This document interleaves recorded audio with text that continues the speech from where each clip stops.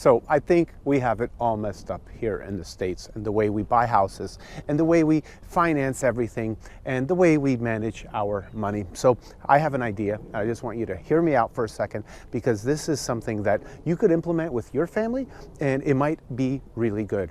It was actually triggered by one of my clients who's doing this with some family members, and it's amazing. It's amazing what they're able to accomplish. So hear me out. First of all, the way it typically works in the States is, you're raised by your parents, right? You move out, you rent something for a couple of years, you get married, you buy a home together, you raise a family in that home. Okay, cool. That's not a bad plan. But where is the problem? The problem is when somebody loses their job, usually a two-income household. Somebody loses their job, they can't make the payments anymore, they're having financial struggles, they've accumulated debt, they've bought cars also on loan. Next thing you know, there's this giant financial obligation every month of $3,000, $4,000, $5,000 a month that has to be paid prior to eating, prior to electric and water and everything else. So this is a plan that is basically, it works out for most people if there's not any major emergencies. But what about the plan of some foreigners, right? Some foreigners do the following. They're gonna go out and buy a house. The parents, will buy a house. Then when the kids start working, they will contribute money to paying off the house if it's not already paid off. And if it is paid off, then they're going to go and accumulate money into a bank account. And the parents accumulate the money into the bank account too. So basically, the first house that gets purchased gets paid off. Then they can go and buy a house for their kids. But they have a giant down payment, if not completely cash, right? If completely, so no loan whatsoever. And usually these houses are not like these giant ones, right? They are smaller homes. So take a look. I just want to show you where I am.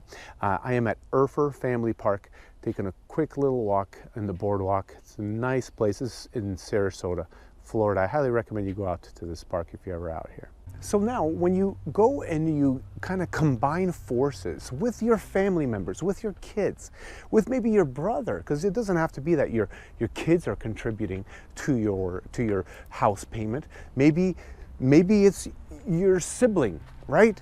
And your sibling along with you are making payments to pay it off ASAP, and within 3 to 4 years you can pay off a house. Then the next thing is you buy the next house and you rent the first one. You have all this income on a property that has no mortgage, so all profit, and then you're contributing still the same amount of money from your income, then your sibling's income, and then the rental income, and the next one gets paid off 20-30% faster than the first one. And you can continue doing this over and over and over, but it is a short-term sacrifice. And really the way I see it is the main sacrifice isn't that you're living in crappy cheap houses. The sacrifice is that you're not keeping up with the Joneses.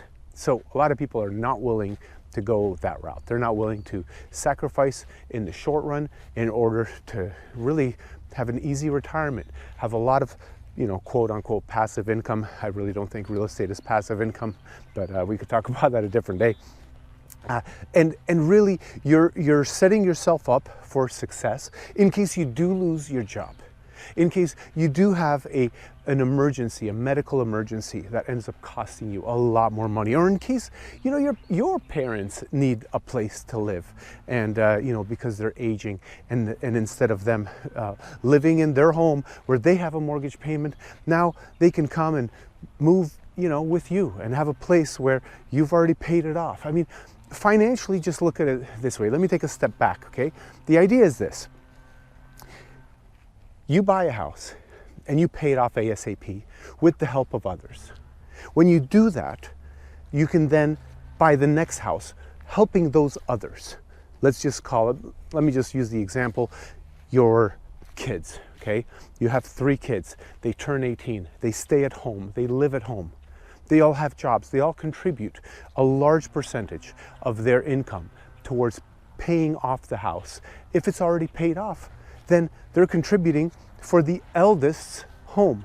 And that the eldest son, daughter, is going to buy a house and they're going to have it paid off super fast. And then everyone continues to make payments. It's just not 5 houses with 5 payments. You know, it's basically one house at a time. You live together. Maybe some siblings live together once they're adults and move out. And everyone keeps contributing. And you can amass so much more wealth because you're not making the banks rich. And this is what we do in America. We are always making banks richer. We are paying them money, interest. Sometimes, you know, so your argument may be this. Your argument may be, oh, well, listen, I'm borrowing money at 3.25%. I don't want to pay that off. I'd much rather take my money and put it into the stock market. Okay, well then do it.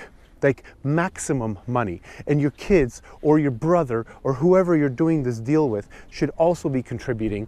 And then when that money comes to fruition, like it's gone up in value, go and pay off the mortgage. Why? I know it's a 3.25% that you're theoretically saving, but it's actually a blanket of safety that is worth so much more than the money that it actually is. Sure, you may have, you know, regretted not buying Bitcoin or Apple stock or Tesla stock because you sold it and you paid off your mortgage. But, you know, these are tangible assets you're paying off. This is actual land and actual structure. And the way we have it set up is so backwards, where we are just saying, hey, banks, help us out. Let us be indebted to you. Let us suffer. And when we have a hard time in life, you're going to take everything and you're going to win. And I'm going to be broke. That's what you're doing. That's what you're signing up for. Now, I haven't done what I'm talking about to you, but one of my clients has. One of my clients is, you know, I won't name them, but it's 2 gentlemen plus their dad. And they're not brothers, but they are related. And they go in and they buy a property, in a different state. They have almost fully paid that off. Now they bought a new property, although they all live together. They're all saving money like crazy, and they've already bought a property here in Florida. They made it a rental, and they're renting it out and profiting money. They're paying down the mortgage while actually saving for the next property. And it's just like this very, very fast, accelerated way of building wealth, where the only sacrifice you're making is that you're not living in your 3,000 square foot home with your wife by yourself. You know, all you're doing is you're living with your family member. and you still get to have numerous houses and making a whole bunch of money. I mean, they are setting themselves up for serious success. So, you know, I think I'm going to draw out a plan like this for my family, so that, because I have 2, you know, adult children well, they're adults, they're not children, but basically they are 18 and 19, and I'm going to set up a plan to get their houses paid off. I know that we can do this.